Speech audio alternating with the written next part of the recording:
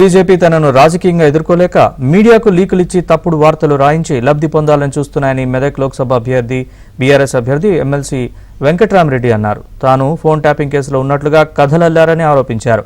గత ఎన్నికల్లో పోటీ కూడా చేయని తనపై ట్యాపింగ్ బురద చల్లుతున్నారని మండిపడ్డారు. ఇది బట్ట కాల్చి మీద వేయడమే అన్నారు. ఓటమి తప్పదని గ్రహించి రెండు పార్టీలు చేతులు కలిపి తనను ఓడించాలని చూస్తున్నాయన్నారు.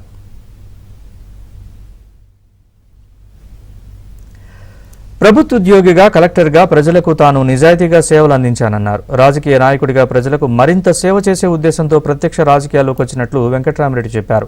ప్రతి నియోజకవర్గంలో ఫంక్షన్ హాల్ నిర్మించి సేవలు అందిస్తానని హామీ ఇచ్చానని గుర్తు చేశారు. తాను ఓట్ల కోసం అబద్ధాలు చెప్పే వ్యక్తిని కాదన్నారు. తనకు ప్రజల అభిమానం ఉందని, అందుకే బీజేపీ కాంగ్రెస్ పార్టీలు కలిసి కుట్రలు చేస్తున్నాయని మండిపడ్డారు. తన మనోస్థైర్యం దెబ్బతీసే ప్రయత్నం చేస్తున్నాయన్నారు. ఎవరెన్ని కుట్రలు కుతంత్రాలు చేసినా ప్రజలు తన వైపే ఉన్నారన్నారు.